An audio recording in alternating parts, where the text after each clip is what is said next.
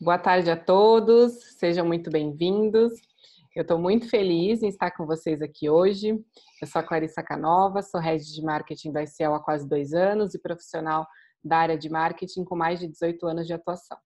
Sou estudante, entusiasta, cozinheira, mãe do clima, fellow do The Future Food Institute e apaixonada pelo tema e pelo desafio de como termos sistemas alimentares mais sustentáveis. A gente sabe hoje que esse desafio é gigantesco frente à crise climática, alinhado a não termos um sistema capaz de prover segurança alimentar para toda a população mundial de forma sustentável. Hoje também a gente sabe, segundo os relatos do IPCC e da FAO, que temos mais de 800 milhões de pessoas subnutridas no mundo, versus 600 e poucos, 600 e muito milhões de adultos obesos e quase 2 bilhões de pessoas no mundo com algum sobrepeso. Isso sem contar o desafio da falta de oportunidade para os jovens construírem suas carreiras de forma que possam atuar positivamente nessa mudança e nesse setor. E aí, já pegando o gancho, para quem não conhece o ICL, ele foi criado para enfrentar 2 desses desafios que eu falei acima, a crise climática e o desemprego estrutural. Portanto, hoje a gente está aqui para falar dessas oportunidades para os jovens trabalharem e fazerem a diferença nesses sistemas alimentares, para que a gente possa ter uma realidade mais sustentável, mais diversa e mais inclusiva. E para isso eu convidei a Clarinha, que trabalha no institucional do ICL, e outros 2 fellows do The Future Food, a Luna, que inclusive foi a minha mentora no curso, e o Gaston, que eu conheci recentemente. Eu espero que vocês gostem do nosso papo e a gente fica super à disposição para responder as perguntas no final. Eu queria, então, para a gente começar, que cada um falasse um pouco do seu projeto, da onde atua, e como que vocês veem, qual é a visão de vocês, para entender qual é esse desafio desse sistema alimentar mais sustentável. Então, vamos lá, Luna. Bom dia para todo mundo. Obrigada pela oportunidade, Clarissa. Vou começar, então, contextualizando quem eu sou e o que é o meu projeto. Meu nome é Luna, sou brasileira, designer de estratégia e apaixonada por comida também, assim como você. Não sei se eu posso já me considerar uma chefe, mas, enfim, acho que todo mundo é chefe no momento que a gente entra na cozinha. E em 2017 eu estava fazendo meu mestrado em design de estratégia na Itália. E quando a gente vem do Brasil, acho que a gente tem esse pensamento de eu moro no terceiro mundo, então se eu for para a Europa tudo vai ser lindo, não existe lixo, as pessoas são conscientes. E eu me deparei com uma realidade totalmente diferente da que eu imaginei que eu fosse encontrar. E descobri que tinha muito, muito lixo. Principalmente o lixo que eu não considero ser lixo, né? No caso, cascas de frutas ou frutas em si. E comecei a tirar foto disso que, de alguma forma, me encantava, porque eu via beleza naquilo. E comecei a descobrir que, para mim, existia uma conexão entre a falta de apreciação, a forma como a gente descarta tudo, né? No mundo em que o descartável virou o normal. E comecei a usar isso para falar sobre um assunto que, para mim, era muito importante, né? Que é a falta de, como você disse, quantas pessoas, 800 milhões de pessoas subnutridas, enquanto a gente está jogando alguma coisa que poderia ser transformada em outra, simplesmente por falta de criatividade, né? Ou por falta de conhecimento, talvez. E você fez a pergunta agora do desafio, né? Qual é o desafio que a gente vê para um sistema alimentar mais sustentável, mais saudável? E eu acho que é isso. Eu acho que a gente está tão bombardeado de informação, mas ao mesmo tempo sem as ferramentas necessárias para a gente saber qual é o primeiro passo que a gente tem que dar. Então eu acho que quanto mais a informação for entregue para a gente de forma transparente e holística, no sentido da gente entender qual é o impacto do que a gente consome e de como a gente descarta do início ao fim, talvez ajude a gente a entender em que momento mais específico a gente pode agir. Então, eu acho que o maior desafio que eu vejo é comunicação transparente do que realmente está acontecendo, sem nenhuma máscara, né, enfim, que beneficie pouco e não muitos. E eu espero que isso mude. Eu tenho tentado fazer com que isso mude, sem necessariamente eu ser, né, a pessoa que domina essa informação, mas mostrar que existem outras formas de repente a gente ter algum tipo de impacto positivo, nem que seja só inspirando as pessoas a serem mais criativas. Legal, obrigada. Clarinha, vamos lá? Saudações, galera. Eu sou a Clara, humana preta e periférica, cria do extremo leste daqui de São Paulo. Eu estou na reta final da minha graduação em Ciências Biológicas, com ênfase em Ciências Ambientais na UFPE. Faço parte do Laboratório de Ecologia e Evolução de Sistemas Socioecológicos, onde eu estou desenvolvendo uma pesquisa com agricultores familiares do Rio Grande do Norte, para tentar entender a percepção deles sobre a segurança alimentar e nutricional nesse contexto de pandemia, né? Está sendo uma pesquisa bem legal, bem grande, num contexto estadual mesmo no Rio Grande do Norte. Sou estagiária no Instituto Socioambiental e trabalho no institucional do ICL, como a Clara falou, né, como mobilizadora de rede. E, para além disso, também eu integro o grupo da Mata, um coletivo de agroecologia na Coab 2, que é aqui na Zona Leste de São Paulo, onde a gente desenvolve agroecologia na quebrada, através da horta comunitária que a gente tem lá e de várias outras coisas que a gente desenvolve. E antes de eu conseguir esse emprego no Youth Climate Leaders e o estágio no Instituto Socioambiental, eu era cicloentregadora. Estava fazendo entrega de bike a milhão, me vendendo realmente para o iFood, para o Uber Eats. E aí, nesse ponto, eu acho que é interessante a gente refletir que as cicloentregas, elas também fazem parte do sistema alimentar sustentável. Só que as cicloentregas viraram um subemprego, principalmente com esse aumento do preço da gasolina. Cada vez mais a gente vê pessoas fazendo entregas de bicicleta. E aí eu acho que é interessante a gente refletir o que está acontecendo com esse aspecto super importante da transição alimentar que a gente quer, né? E aí, respondendo a pergunta da Clara, do que eu vejo como o maior desafio, eu penso que é o empoderamento local para a produção do próprio alimento. E aí eu falo isso a partir dessa minha experiência na quebrada, na periferia de São Paulo, né? A fome, ela está assolando de uma forma muito séria e muito intensa o povo periférico. E os alimentos ultraprocessados é o que está salvando, por inúmeras questões. E a gente pode ficar horas aqui discutindo sobre, mas os ultraprocessados é o que está salvando o real. E aí eu penso que pensar num sistema alimentar sustentável é pensar na garantia dos direitos básicos, que é ter o que comer. E aí, atualmente, eu vejo isso como um grande desafio, né? A fome. É muito difícil fazer as coisas com fome, é muito difícil pensar com fome. E o povo periférico tem inúmeras potências maravilhosas, inúmeras capacidades de desenvolver várias ideias e várias iniciativas legais para essa transição. Mas com fome é difícil.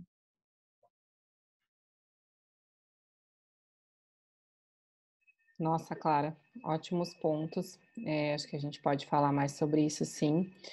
E a nossa ideia, né, enquanto instituição, né, enquanto ICL, é que a gente possa também apoiar e mudar, nem que seja um pouquinho dessa realidade, né? Acho que, e também as iniciativas, né, do Future Food, é a gente trazer à tona, né? Porque é difícil, né? Às vezes todo mundo tem acesso à informação, né? Mas se não conhece ninguém perto ou se não vê, enfim, organizações que já estão atuando, né? Falando sobre isso, né? Trazendo isso um pouco para o nosso contexto, para a nossa realidade, é difícil a pessoa se movimentar para fazer alguma coisa. Então, obrigada. Vamos se aprofundar mais nisso depois. Gastão, quer trazer um pouquinho do teu ponto de vista? Beleza. Bom, gente, muito obrigado pelo convite. Muito bom estar no meio dos chofens. Estou saindo dessa aí já cheio de filho nas costas, mas também com um desejo permanente de amar e mudar as coisas. Então, nisso aí eu tô bem jovenzinho. E trabalho em WTT, que é o World Transforming Technologies, uma ONG que nasce dentro de Fundação Avina em 2013, com o objetivo de desenvolver, experimentar e disseminar tecnologias de impacto social. Sistemas alimentares, né, a gente fala, são sistemas complexos, né? Então tem várias pontas, né? Como a Clara trouxe, a questão da entrega, a questão da produção, a questão dos resíduos, como a aluna trabalha muito bem. A gente se conectou com esse tema em 2 desafios de impacto, né, de forma bem clara, onde a gente chamou ecossistemas de inovação para trabalhar junto da gestão comunitária de água, que é uma solução para o meio rural, né, em busca de soluções de saneamento, de acesso e tratamento de água em comunidades rurais, principalmente no semiárido na Amazônia. e também com o Desafio Algodão Sustentável, quando a gente trabalhou no tema de certificação participativa, que é outra coisa muito importante, né, para gerar renda, né, para agricultores agroecológicos, principalmente, e ali tendo o algodão orgânico e a parceria com uma grande empresa como a grande cash crop assim desse sistema de produção de consórcios agroecológicos.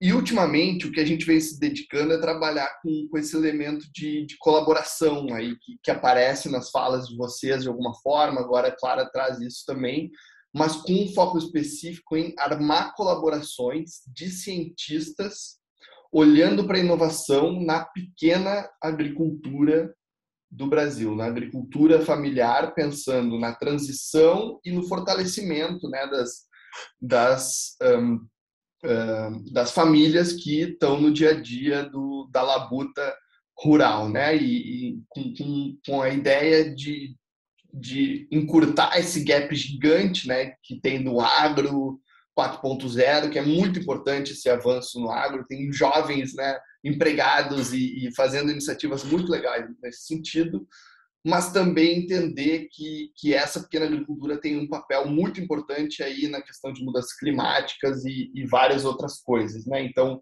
a gente lançou o Centro de Orquestração de Inovações, que trabalha com essa lógica de Mission-Oriented Innovation na prática, assim, de botar times de cientistas, e aqui, acho que eu vou ir falando depois para não monopolizar muito agora, é importantíssimo envolver, né, as comunidades, né, os agricultores nesse processo. Então, depois eu conto um pouquinho mais como a gente vem fazendo isso e por que a gente está fazendo isso. Obrigado. Nossa, demais. Que bom que eu trouxe todo mundo junto, né? Cada um com o seu olhar, cada um na sua forma de atuação. É muita coisa para fazer, né? Então é muito bom ter essas diferentes perspectivas e com certeza a gente vai querer saber mais. Eu vou seguir um pouco do que a gente preparou aqui, né? Aparentemente era para ser uma live, a gente acabou trazendo isso para um evento gravado, então a gente pode ficar um pouquinho mais à vontade. Na live a gente tem que ser um pouquinho mais regradinho, né? Por conta do tempo. Mas eu vou trazer um pouco aqui, vocês fiquem à vontade também para complementar. Então, voltando lá para a Luna, né?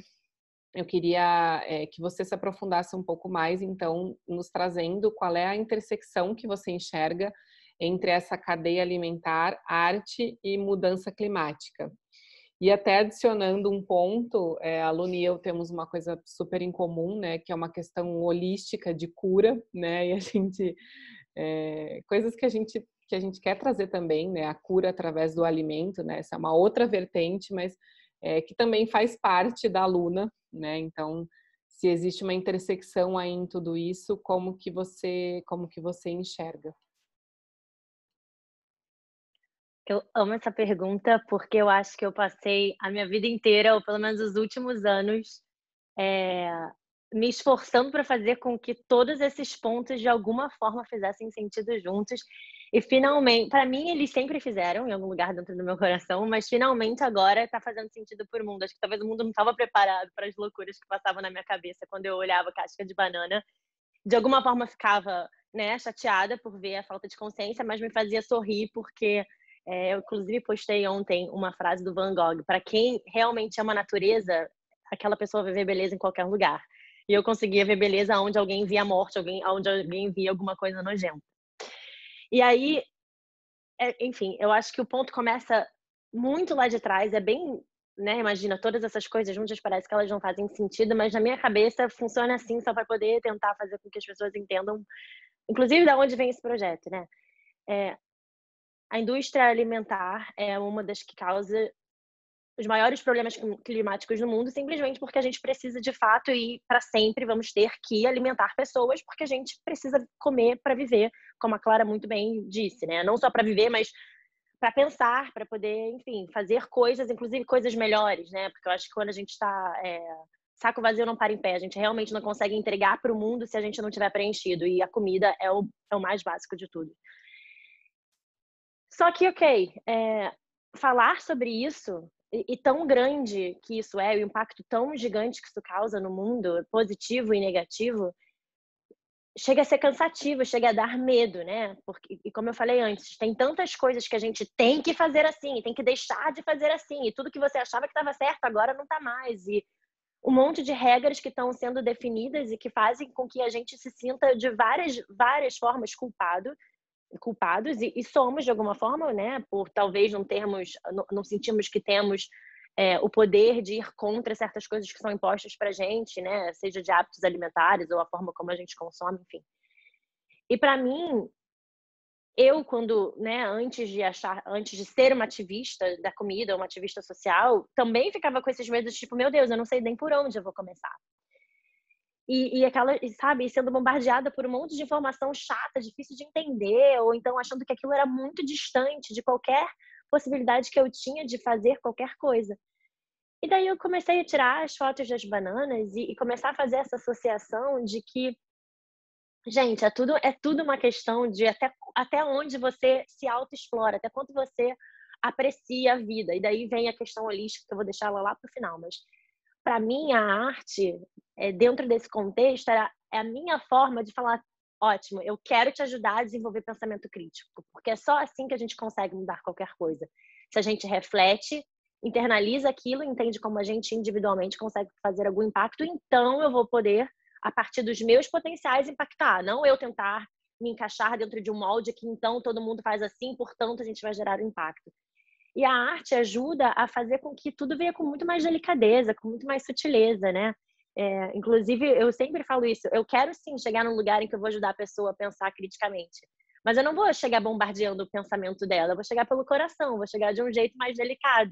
Porque a pessoa vai ver essa foto e ela vai ler, vai entender que aquilo está atrelado com o clima e ficar assim, gente, eu nunca tinha pensado que o meu lixo individual aqui tão pequenininho tem um impacto tão grande. Como assim? Daí eu acho que é uma forma mais simples, mais envolvente de fazer com que a pessoa realmente queira abraçar, entender, se aprofundar e então tomar alguma ação. E daí, quando eu falo disso, de querer chegar pelo coração, eu acho que aí vem a parte holística. Não necessariamente, como eu disse, eu não sei se se eu posso me considerar uma chefe, mas cura com a comida vem de todos os lugares, né? Nem que seja desse lugar da gente começar a ter mais carinho pelo nosso lixo, tentar desperdiçar menos em casa, começar a entender o que realmente é lixo, o que não é, o que é simplesmente falta de criatividade, como eu sempre digo. Daí essa é, para mim, a questão holística, de tentar chegar através do coração das pessoas com a arte, como forma de cura delas com elas mesmas, né? De gerar esse pensamento crítico, de inclusive elas começarem a perceber qual é o impacto que elas estão causando na vida delas e, por consequência, no mundo todo. Essa minha interseção de todos esses pilares parece que é uma coisa muito grandiosa para mim, faz todo sentido. E ao mesmo tempo que eu sei que é uma construção de pouquinho, né? Porque todos esses assuntos parece que são, meu Deus, essa pessoa já vem querer abraçar a árvore e me obrigar a abraçar a árvore também, mas não é exatamente isso. Espero que eu tenha explicado. Super, não, foi demais. E essa questão, né, de ajudar a fazer, a construir um pensamento crítico, né, para que a partir do seu olhar, para que você possa fazer a sua diferença, né, é muito do que você trouxe ali na mentoria, né, no curso, e eu acho sempre uma boa dica, né, até para todos os jovens que estão buscando uma oportunidade, que estão buscando alguma colocação, alguma recolocação, né, porque as formas estão aí, né? No ICL a gente sempre fala, todo mundo pode ser um profissional do clima, né? Então, não importa qual é a tua forma de atuação, não importa qual é a tua formação, digamos assim, né? Todo mundo pode ser um profissional do clima, significa que todo mundo pode fazer a diferença, né? Então, faz total sentido, assim. Obrigada. E eu queria entender do Gaston também, já que ele começou a falar um pouquinho, né? Como que você vê, né? Por que essa transição na cadeia é tão importante para superar o desafio das mudanças climáticas num nível mais macro, né? Você começou a trazer o contexto da onde você trabalha e tudo mais, mas eu acho que com toda a tua experiência você consegue trazer um panorama assim geral, né? E depois eu queria que a Clara complementasse a tua fala, trazendo um pouco de como ela vê essa transição diante da realidade na periferia. Acho que as duas falas podem ser complementares. Vamos lá. Massa, eu vou desobedecer levemente a tua indicação, mas bem levemente, porque sistemas alimentares, né? O sistema alimentar global é um sistema muito complexo, né? Como a gente, né? Eu vou estressar esse ponto. Ele, por si só, é responsável por 30%, agora um pouquinho mais, né? Em relação ao uso da terra, enfim, várias dinâmicas que atravessam, né, os sistemas alimentares. 30% das emissões de gases de efeito estufa são feitos pelos sistemas alimentares. Ponto. 80, vou trazer uns dados, né, para obedecer nesse contexto. Tem de cada 6 propriedades, 5 são pequenas propriedades. 84% das 608 milhões dessas propriedades são pequenas, né? E propriedades de menos de 2 hectares produzem 30% dos alimentos do mundo. Por que a gente está olhando para esse recorte dos smallholder farmers, né? Da agricultura que aqui no Brasil tem um outro significado, porque é a agricultura familiar que olha, enfim, tem essa questão de classificação do que é pequena agricultura, que gera muito debate, mas em termos gerais, por que a gente está olhando para essa população? Porque elas são, primeiro, as mais vulneráveis em termos de mudanças climáticas, né? Elas são também grande parte desses agricultores são pobres, né? Uma ideia de pobreza muito louca, né? Porque em alguns casos eles têm a subsistência, né? Alguns casos segurança alimentar, né? Tem o lance, né? Que a Clara falou, né? Precisa ter o que comer, né? Mas comer o quê, né? Então tem alimentos, né, saudáveis que eles plantam, que fazem sentido dentro das culturas alimentares que eles têm também.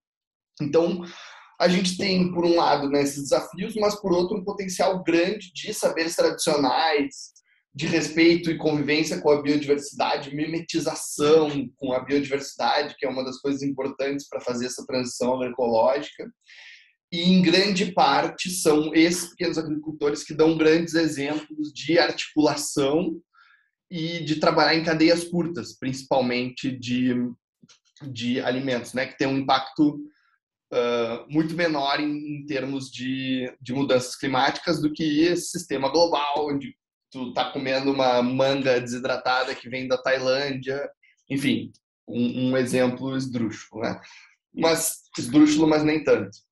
Então, tem muita oportunidade para trabalhar dentro dessa transição dos sistemas alimentares, né? Porque é uma tendência, então, o que tu falou, que todos os profissionais são profissionais do clima, isso vai se intensificar, né? Antes, CSO, né? Chief Sustainability Officer, era coisas assim para trabalhar responsabilidade social ou indicadores muito duros que eram longe da realidade das pessoas.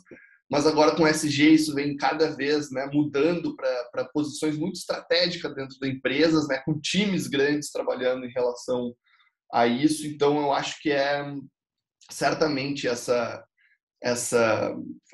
como é que é, futures literacy, né, trabalhar com futurismo e trabalhar com futurismo ligado sem falar de clima é impossível.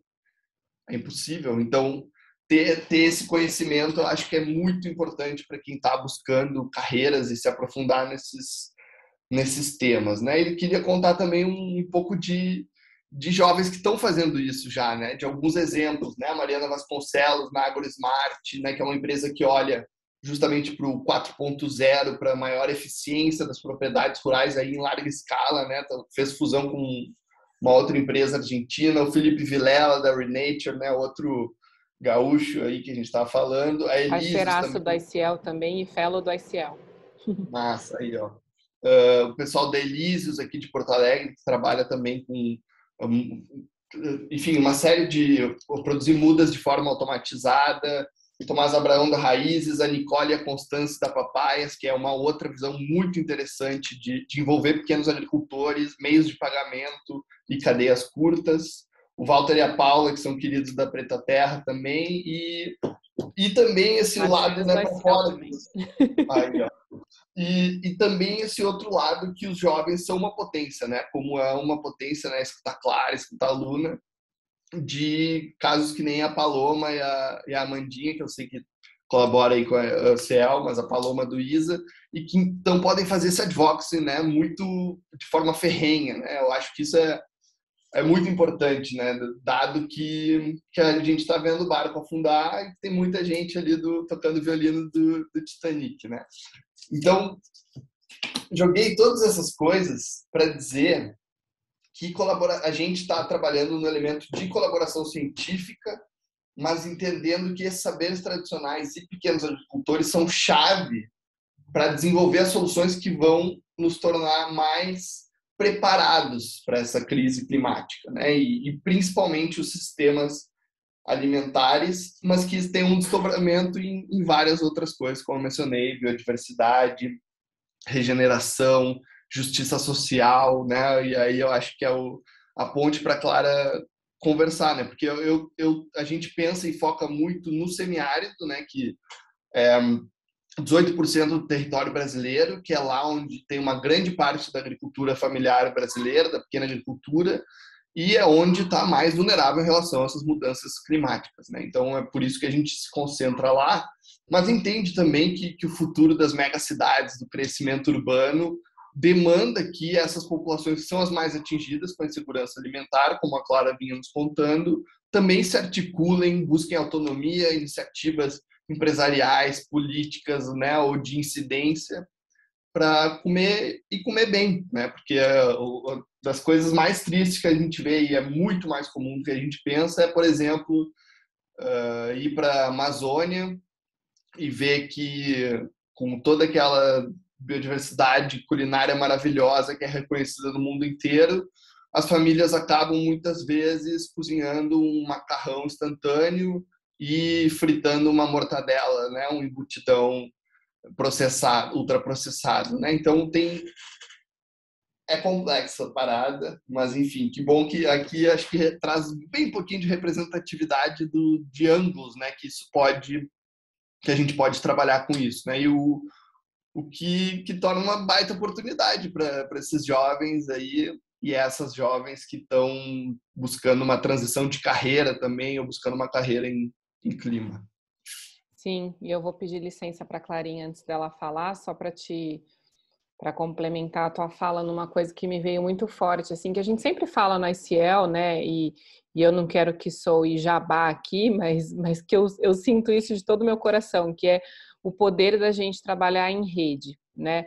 Antes de eu entrar no ICL, eu estava lá no meu mundo de agência de publicidade, batendo cabeça, conhecendo 1% das coisas que eu, né, que hoje eu conheço, né, de todas essas iniciativas que você mencionou, né, de tanta gente fazendo tanta coisa bacana, né, porque a ansiedade também é uma realidade, né, então às vezes você fica ali no seu mundinho, batendo a cabeça, sofrendo, o que eu posso fazer, e você não consegue enxergar. Então, quando você está dentro de uma rede, né, potente, como a da ICL, como a do Future Food, ou enfim, outras redes, né, de novo, não quero que soe como um jabá, eu realmente sinto isso, você consegue potencializar ainda mais as tuas ações, as tuas iniciativas, né, as tuas potências e enxergar outras possibilidades, né? Então, o quanto que isso também é importante para esse jovem e para qualquer pessoa, né? Eu também não sou tão jovem assim mais, Gaston, mas como isso fez diferença na minha vida, né? Então, é um convite realmente para todos olharem, né, para esse trabalho em rede de uma forma digamos assim, mais, não diria otimista, né, mas mais abertas, né, para que realmente enxergue o valor disso, assim, porque é muito legal estar perto de gente como vocês, gente como o Gastão mencionou. Mas vai lá, Clarinha, não quero tirar teu gancho. Bom, essa super introdução que o Gastão trouxe, muito massa, vários aspectos da sua fala que você traz na interface da agricultura familiar, eu enxergo na agricultura familiar e também consigo transpor ela para a periferia.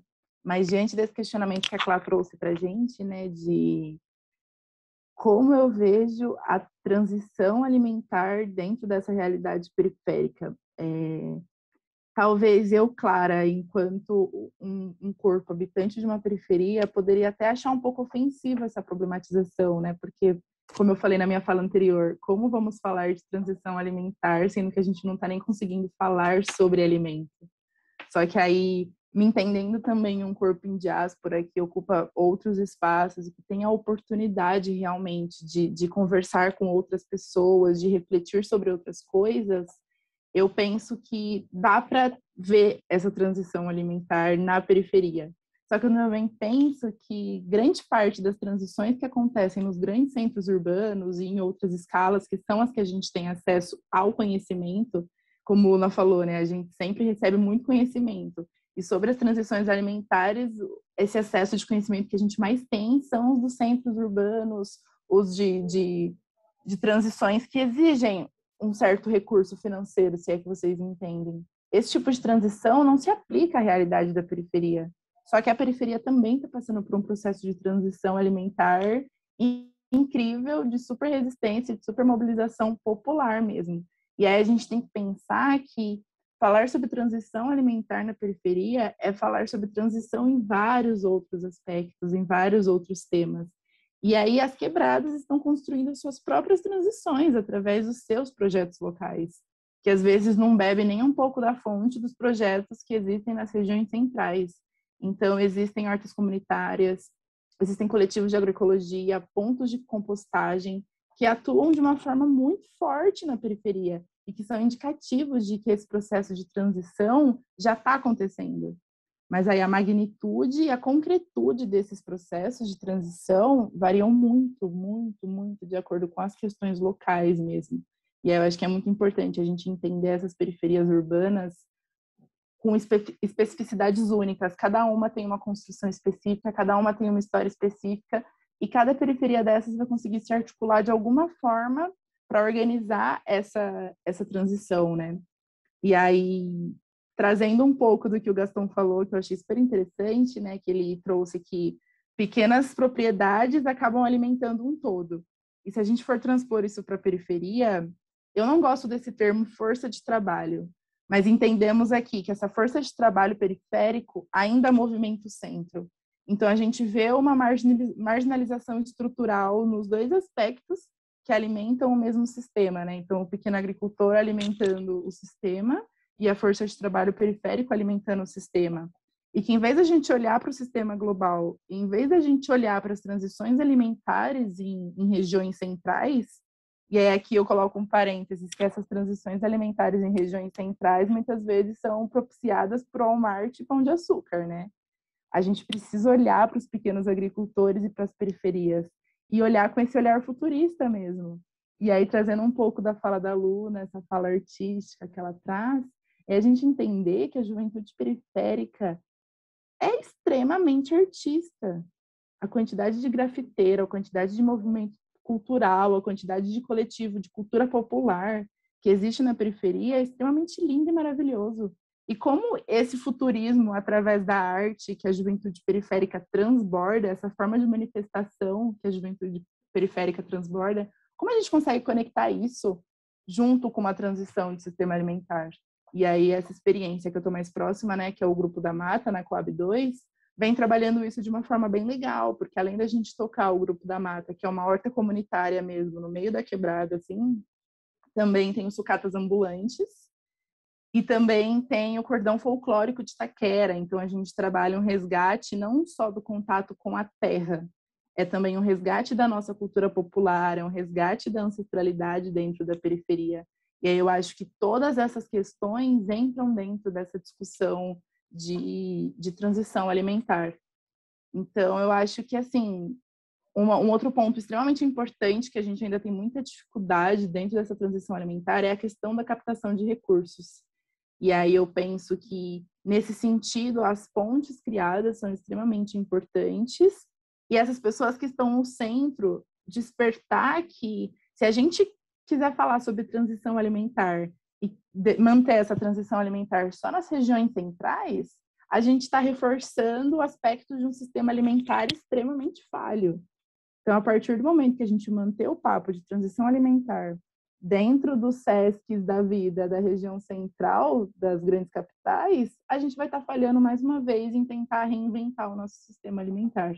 E aí eu acho que é um pouco em torno de tudo isso que eu enxergo a transição alimentar na periferia. É uma transição que precisa navegar por vários aspectos para conseguir se concretizar, porque a periferia por si só navega em vários aspectos sociais, econômicos, culturais. E aí tudo isso acaba dialogando. Nossa, deu um show aqui para nós. Tem total razão, Clarinha. Estava até anotando aqui alguns coaches, porque a gente não pode perder isso de vista, né? E é importante reforçar depois. Obrigada pelo teu ponto de vista, obrigada por essa fala. Extremamente inspiradora e desafiadora, né? Acho que a gente tem muito que fazer juntas. Obrigada. Eu queria pegar um gancho, assim, não sei se mais alguém quer comentar alguma coisa antes, mas se não, eu queria que a gente tentasse encerrar essa conversa, porque são tantos aspectos bacanas, né, que dá para a gente passar a tarde inteira aqui falando e debatendo e tal, precisaria de muito mais de meia hora. Mas eu queria entender de vocês, assim, diante de um pouquinho já do que a gente trouxe, quais as oportunidades que vocês enxergam, né, para esses jovens que querem trabalhar nessa área. E, de novo, a gente já trouxe um pouco, mas também quais são as características que vocês enxergam como importante desses jovens para que eles possam tanto atuar, né, de forma mais consciente nos sistemas alimentares, quanto de forma mais sustentável, enfim, ou fazer uma transição de carreira para isso. Como que vocês veem? Se você quiser começar, Clarinha. Pode ser. Bom, oportunidades para os jovens que me escutam. Eu queria falar que essas oportunidades já estão rolando. Já está rolando muita coisa legal na Quebrada, já tem muita gente despertando para esses assuntos, já tem muitas iniciativas legais acontecendo. E assim, se no teu território, se na tua Quebrada não está rolando isso, em alguma tem. Então, assim, procure referência, se não quiser começar do nada, colhe em algum projeto que já está rolando, busque ideias, troque ideia, mas, sabe, Cláudio, o que eu penso muito é que as oportunidades já estão existindo, principalmente para os jovens periféricos, e é bem complexo pensar isso, porque nós somos jovens que todas as nossas oportunidades são tiradas e arrancadas diariamente, só que existem vãos dentro do território periférico, e dá para a gente plantar nesses vãos, sabe? Nos territórios periféricos tem locais que ainda não foi cimentado, que ainda não foi asfaltado, e dá para a gente plantar nesses vãos, dá para a gente buscar resgates através desses vãos e através dessas coisas que já estão acontecendo. Então, acho que é isso, assim, é chegar junto, tem gente plantando já nesse vão do concreto, a gente precisa se conectar. E aí, talvez, de oportunidade, eu acho que em São Paulo está começando a existir um pouco, na região periférica também, mas eu acho que precisa de uma conexão real e estruturada com todos esses jovens periféricos que trabalham com essa questão, porque eles existem, mas às vezes eles não se conhecem. E a gente tem que entender que a região central, ela cresce cada vez mais e a periferia também. Então, as periferias, ao mesmo tempo em que elas se convergem em vários aspectos, elas estão ficando muito longe em outros aspectos. Então, eu sinto que esses jovens periféricos que trabalham com esses temas precisam se conectar realmente, entender e trocar experiência, o que cada um está fazendo diante dessa sua realidade, né? Para os jovens que estão nesse corre de entrega de bike, que é onde eu me vi há 3, 4 meses atrás, eu queria falar que se vender para o iFood e para o Uber Eats é complicado, é triste, eu tive que fazer isso, e é assim, várias questões que a gente tem que trabalhar, envolve muito psicológico, físico e o financeiro, mas eu queria trazer que existem vários coletivos e cooperativas super interessantes que só trabalham com ciclo entrega e numa perspectiva muito mais justa de trabalho, se é que essa palavra cabe.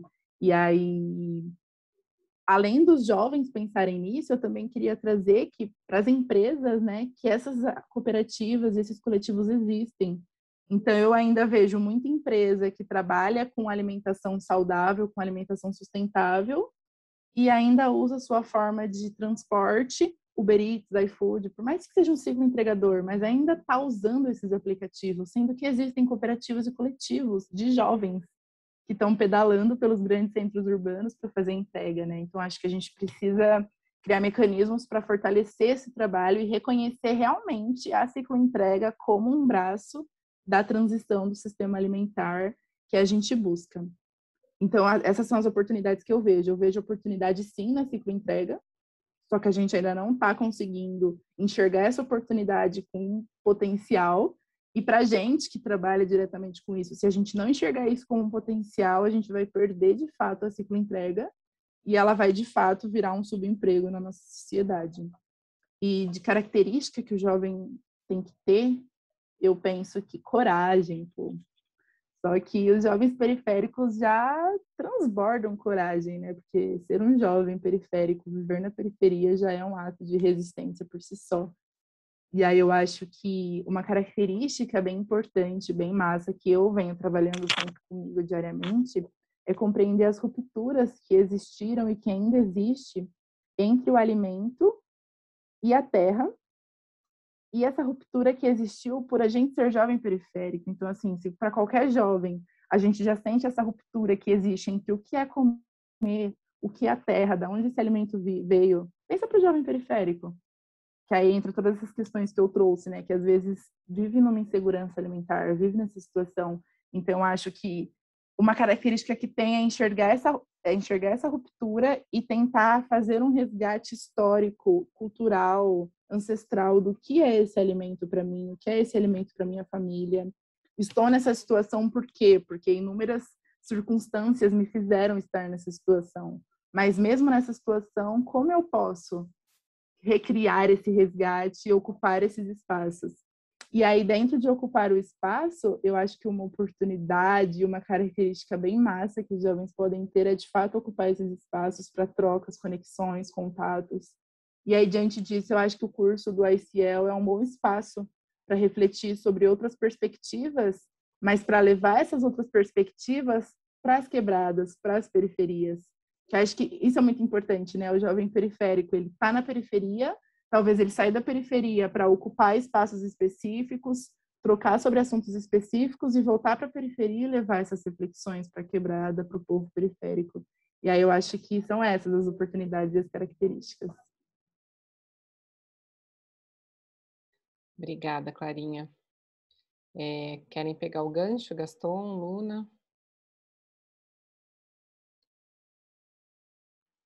Posso ir, porque eu acho que o que a Clara trouxe é alguma coisa que eu já venho sentindo, ainda que eu saiba que é muito menor do que a gente precisa, mas o papo que está sendo cada vez mais forte hoje em dia de diversidade, eu acho lindo. Eu não sei se outras pessoas já fizeram essa associação, mas no momento em que a gente fala sobre biodiversidade é quando a gente também está falando sobre diversidade dentro de vários dos nossos contextos sociais, né? Eu acho que não deve ser coincidência que as duas coisas estão acontecendo ao mesmo tempo, e eu espero que a gente não deixe que a diversidade entre os nossos contextos sociais chegue no lugar onde a nossa biodiversidade tá, né? Enfim, no sentido de o alarme que isso está causando, caso a gente continue, enfim, degradando o nosso meio ambiente. Mas por que eu estou dizendo isso? Porque, e você deve ter visto isso, Gastão, também, durante o Future Food Institute, o nosso bootcamp, eu tinha colegas de classe de 10 anos, por exemplo. Né? A pessoa que fez o meu projeto comigo, ela tinha 15 anos, estava terminando o colégio agora. E eu acho que, graças a Deus, não sei, graças aos nossos aos movimentos todos que a gente tem criado no mundo, a gente começou a entender o quanto é importante, justamente porque a gente está tentando solucionar para problemas extremamente complexos, tão complexos a ponto de a gente não saber nem por onde começar a resolver, né? Porque são tantas pontas, que é muito importante. A gente só cria inovação, a gente só soluciona problemas complexos se a gente tiver visões, pensamentos, backgrounds, né, diferentes dentro de qualquer tipo de conversa, dentro de qualquer movimento de criação de uma solução. Então, eu já vejo isso acontecendo. Eu não acho que está na escala que se requer para que a gente solucione tão rápido quanto a gente deveria tentar solucionar, mas eu acredito que isso já está acontecendo, né? Acho que é um exemplo bobo, mas olha o que a Greta criou como movimento, ou ajudou a criar como movimento, levando em consideração que tem histórias de que, tipo, ela era a única pessoa com cartaz do lado de fora do colégio, sei lá eu aonde que ela estava. Então é possível, sabe?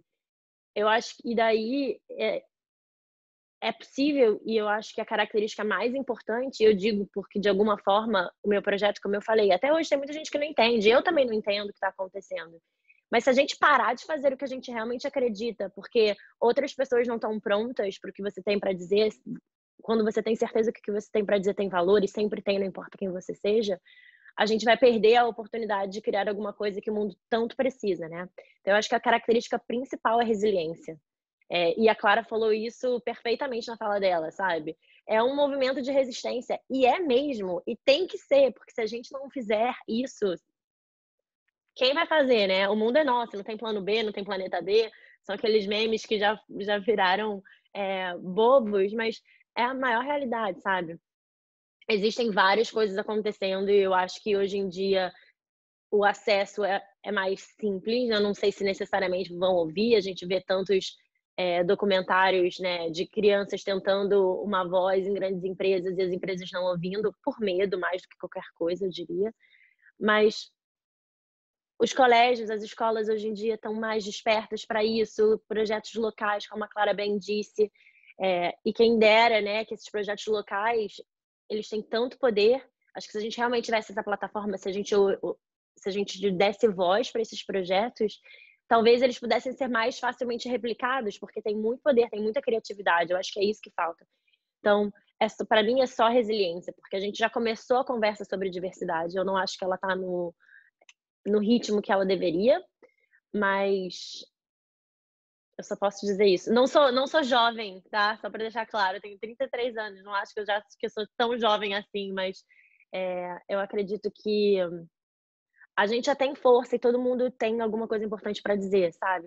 Se a gente continua fazendo a mole em pedra dura, em algum momento a gente vai conseguir fazer alguma mudança. Então, jovens, não sei quem é que está ouvindo, não interessa quantos anos você tem, se tem alguma coisa que você acredita que você pode fazer para melhorar, não importa o que seja, já vai ajudar. Nossa, eu vou pegar o lance da coragem, né, do tocar ficha, fazer e dizer isso, fosse para dar um conselho para jovens profissionais, né, de qualquer idade, querendo fazer transição até para o seu dia a dia, no lugar onde já estão mesmo, eu diria que não tenham medo, né, se joguem, perguntem, conversem, proponham, não tenham medo de ouvir não, né, são lugares comuns, mas que eu entendo que ao mesmo tempo que a gente tem acesso, né, informação, a pessoas, né, a gente tem uma barreira, enfim, a pandemia não deixou todo mundo, quem disse que não ficou um pouquinho mais louco com a pandemia, né, tá mentindo, ou enfim, ou teve outro desafio, e acho que esse é um dos que pode ter um impacto negativo, né, nas carreiras de vocês. Então, tomar essa iniciativa, perguntar, propor, falar, para quem quer que seja, né, para onde esteja o desejo de vocês ou a oportunidade que vocês visualizam, façam isso, né? E trazer de novo, né, a questão, a gente está falando hoje aqui de sistemas alimentares. Então, a dica que eu conheço para quer começar nesse tema é conhece o produtor, não importa onde tu mora, tem algum produtor vendendo o que ele ou ela plantou. Vai lá, troca uma ideia, pergunta como é a vida dela, compra dela direto, né? Encurtem essas cadeias, né? Que tem um impacto muito, quando elas são essas grandes, globais, tem muito impacto para a crise climática que a gente está vivendo. Então, trocar essa ideia com um agricultor, uma agricultora já abre muitas portas e pode alimentar aí tanto saídas de carreira, né? Quanto novas iniciativas que vocês possam vir a criar. E dizer que nesse tema da colaboração a gente está, enfim, fazendo esse trabalho de diagnóstico, de levantar essas demandas sociotécnicas, né, da pequena agricultura, com o apoio de muitas organizações no semiárido, na Amazônia, aqui no Rio Grande do Sul, com o apoio de parceiros muito legais como a Pórticos, o World Food Program no Brasil também, E, enfim, que a gente vai longe, vai trazer mais parceiros ainda. Se vocês tiverem ideia, quiserem falar alguma coisa sobre isso, se conectem pelo Instagram, pelo LinkedIn, eu sou aberto. Talvez demore um pouquinho para responder às vezes, né? Aquele lapso, mas quem nunca, né? Então, é isso aí, gente. Foi muito legal conversar com vocês hoje. Obrigado pela oportunidade. Obrigada a vocês, foi incrível. Pena que não deu para a gente seguir na live ao vivo, né? Porque é sempre bacana responder as perguntas e tal, mas a gente fica super à disposição para responder via direct, via e-mail, via o que vocês quiserem. Falar um pouco mais também, né? As inscrições para o curso do ICL ainda estão abertas, começa agora no final de agosto, então, como a Clara disse, eu também reforcei, é muito bacana fazer parte dessa rede, aprender um pouco mais sobre toda a parte da crise climática e todas as suas nuances, né? A alimentação foi uma delas, do que a gente tratou aqui hoje, mas tem várias outras formas de atuação. E outras iniciativas do ICL ou de parceiros, né, que nem o Gaston falou bastante de alguns parceiros nossos, e um deles é o Future Food, que conectou Luna, Clarissa e Gaston, também estão com as inscrições abertas para o curso, aí sim muito mais focado, né, na questão da alimentação. Então a gente se coloca à disposição para tirar qualquer dúvida e que a gente possa ter mais espaços, né, de conversas como esse, né, com essas falas tão diversas, como a Luna bem disse, né, até anotei aqui a frase exata dela, mas que a gente só vai resolver problemas complexos, né, com todas essas diferentes perspectivas, né, com esses diferentes pontos de vista. Então, fica o convite, vamos juntos e que a gente possa conversar mais. Foi ótimo, assim, muito, muito, muito obrigada. Uma boa tarde para vocês. Obrigada, boa tarde.